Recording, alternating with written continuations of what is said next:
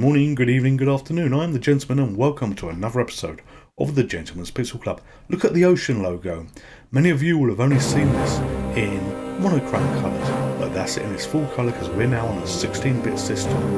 The tune that you've just heard will be familiar to you if you follow Nick Jenkins and the great videos that he does. If you don't, do a quick search on YouTube for Nick Jenkins, great YouTuber, lots of retro videos, great fun to watch, thoroughly recommended. This game, why am I playing this game? Well, a long time I've been following Kim Justice and she has some good videos, she has some excellent videos that she does, and haven't followed her for a while, haven't seen too many releases. But what I did notice on an Amiga menu that I've got for the MiSTer FPGA, because we are playing on the MiSTer FPGA, which is recreating the Amiga system, there was a hard drive, and this hard drive basically had a list of thousands of games and it broke them down to lists. And one of these was Kim Justice, her top 10 games, and in this was platformers. So I went to have a look, so I do love a good old platformer, you know, they're fun. I used to enjoy Jet Set Willy, Manic Miner, and games of that particular ilk. So I thought, yeah, let's pick one of these, let's have a look. So I picked the most unusual one that I could see, thinking, what's this going to be? And here we are. So the loading screen was very pretty that we had here, waiting for it to load, but I thought that's a nice animation. You get very used to the 8-bit systems and you forget sometimes how pretty things look. And then we've got this instruction set here, the secret garden. We basically have to destroy 35 things. We've got 10 minutes to do this, and damage factor is 30, that I don't know what that means. And when this started, it was like, wow, you know, this is a really pretty looking game. You know, this guy has been transported by mad scientists for some strange reason, who has objects to destroy things to move through to next levels. But I'm having really good Sonic vibes here. And you know, I'm looking at the animation of the bird that I briefly saw for the first time when I saw that and thought, that looks cute, that looks good. I love the colours here as well. The colours, as you can see, are a lovely brown shade in terms of, you know, autumn type brown for the scenarios that we got. And yeah, this is the first time, literally the first time that I played the game. So for those of you that don't know, when I run this on the MiSTer FPGA, you know, I do the talk over a lot of the videos because I found that my ability to play the games and talk about them at the same time is not the best. And you know, I prefer to do it this way because you get observations and things that you think about in between having recorded the gameplay that you can talk about while you're doing this. So this is the first playthrough. I'd never ever played this before, but by God, I'm enjoying what I'm seeing here. The big pretty bird at the beginning that we killed here, the rabbits that I've just killed, are very much Alice in Wonderland vibes. You know, the character looks a little bit irritated by being where he is, so why the scientist transported him in time with a bat, who knows, but he's got his mission to do, he's got a job to do, and it feels like I'm playing Sonic. The colours are different, the graphics are different, the idea is different, but this feels very much a Sonic related game. And it occurred to me when I fired this up that, you know, gameplay may be a bit longer than normal on this, even on the opening levels, because you're in a world where the games, you're not playing an arcade conversion here, so developers had to give you something for money. They have to give you value for money, and it's not necessarily bang end of level, move on to the next level. They have to make these levels count for something. They've got to make them big, they've got to make them long. And when you move to the world of the Atari ST, the Amiga, so you know, you've gone on to the 16-bit systems that you have here, where one, obviously you've got a lot more prettier graphics than you've got on the 8-bit systems. They have the abilities to make some of these games absolutely massive because they can save and load from disk, save and load from the hard drive, because some of these games you could install on a hard drive. This is the end of level, so we're going through that, and that wasn't particularly hard. It gave us 10 minutes. I'd done it in 1 minute 40, and it was very easy to do, but it didn't feel rushed. So I sit here and watch all these scores that I'm getting, pretty pleased with what I've done with myself. I've got no idea how big this game is, but you know, Kim, this was a great game that you've picked out for your list, and the people that created the hard drive with all the games on for the MiSTer FPGA, you know, thank you. Putting this on here was an absolute win.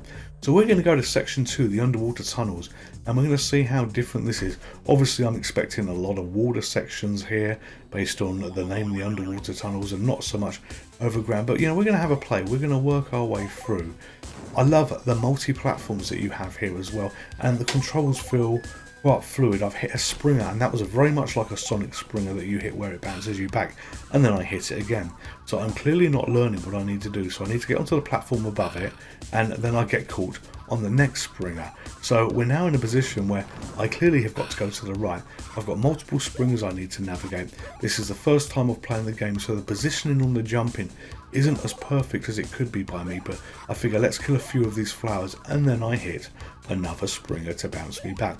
So this is getting a bit repetitive and a bit annoying, and you know, I must look like, to those of you that are playing this, an absolute fool when I come to play. So why am I not learning that those springers bounce you back? But this was because the gameplay is fluid. You know, you just want to carry on playing. Oh, sorry, I bounce back, I'll move forward, and I'm not particularly thinking of the viewing experience on this level where I've been stuck for about 30 seconds with those bloody springers, and here I go again near them. So we're going to carefully jump and get the way through them and try not to hit them. And when I say not thinking of the viewer experience, it's because the game capture, the gameplay is really so much fun to be doing. When I make these videos, I don't make these videos to say, right, okay, I'm going to do this for the viewer experience, that for the viewer experience. You know, it really is raw me playing these games because I want to give you the best experience that I can and the most natural experience as I jump into a new set of springers here. So we're not seeing much underwater stuff at the moment because I believe it said that this was the underwater level, but we've only been playing this level for a moment or two and now we fall into it. So I'm going to jump and try and clear that and get to the right and drop down and see what's below here. Lots of apples to collect, and the springers in a different direction, and very much like Sonic, you've got the little portals there which have new objects for you to collect, be it health, be it bonus and everything. And I'm thinking, as I'm playing this, that was actually a nice touch. Did you notice that flickering light back there? If you didn't, maybe rewind it a little bit. But oh, this isn't that hard. And then I have all those bats that I have to go through that miraculously I managed to jump through. But I think that was more luck than anything else with regards to navigating through them. Hit the bloody springers that puts me back almost in the water again. Hit it again, and it's like it's trying to stop me to go forward. So this is where I need to learn the jumping, learn how to control the pattern just a little bit better of what takes me into what position. So I've seen that spring at the bottom. We're going to use that, jump up in the air and try and carefully go to the right.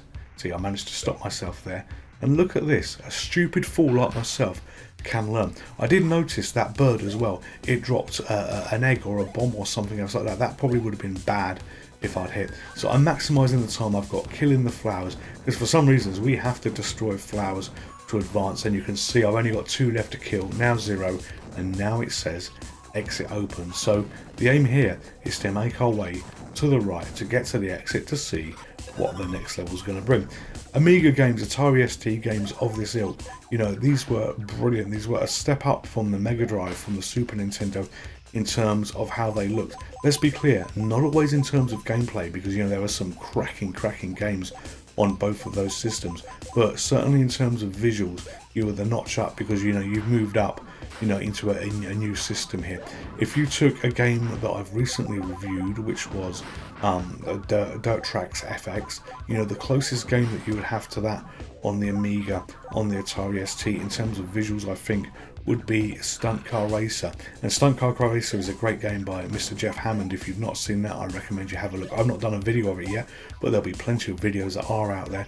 And that had effectively 3D polygon type graphics that were, you know, field ones. And yeah, the game, as I say, on the SNES was the closest I've seen to, you know, that kind of comparison where you look at old generation to next generation. I skipped through that screen because I don't want to have you watching that again. And we're going to go on to section 3 for the underground caverns, and we're going to see what we have here. So again, I'm expecting further changes, maybe a lot more darkness on this level, because, you know, we're moving on, and I'm thinking this is a bit easy, you know.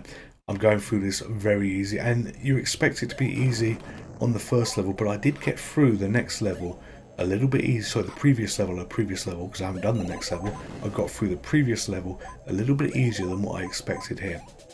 But do not worry, I'm sure that things are going to be amped up a little bit. And you can notice the difference in level layout that you see here. Look below me, there are some passages there, so this is now turned into a search type thing. So yeah, and there's obviously a bonus that you can see flashed on the bottom left hand side when I was in that cavern as well.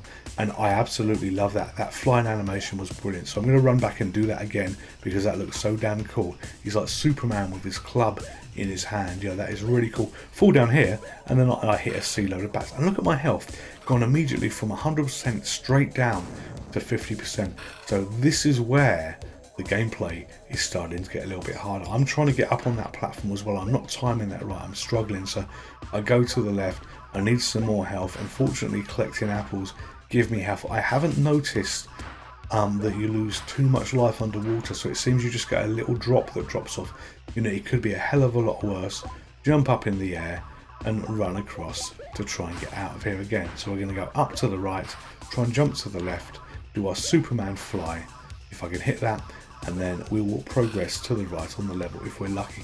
And I was trying to jump up onto the platform above, but it's again clear that there was not enough space for me to do this. But Kim, great choice of games. You know, I now need to go through and have a look at the other games that you've recommended, the other games that are on the list. You know, I'm not going to do videos for all of them, but you know, this one was a really nice one, a really pleasant one. Now I've clearly got to go to the right here and pass those enemies, and I'm out of health because the combination of the rats, and I like the rats standing on the left there, the bats and everything else have now shown, okay, this game has got hard. And just when it was hard enough, they added spikes there. So almost dead again, trying to clear the spikes, not being able to jump properly, again out of health. So I'm on my last life. Going from easy, this is not looking good at all here. And you've also got the swinging ball and chain, which is obviously going to hurt me as I jump straight into that. 5 life left. Bats, things to deal with. Yeah, managed to get through those, and that was only by spinning with the bat. I was lucky. I then jump on the bloody spikes. So this has been a lovely little game. Really pleased to have played this. Got a good score of 77,210 for my first ever playthrough on this. So pretty pleased with this. I'm the Gentleman. This is the Gentleman's Pixel Club, and we're going to exit the game now. Would you like to play again? Hello there, it's me again. If you're a subscriber to this channel, thank you very much. If you're not a subscriber to this channel, then Zeus here would love you to subscribe. It makes him happy and it makes me happy. And if Zeus is happy, everybody is happy. Thank you very much. Stay safe, take care, goodbye.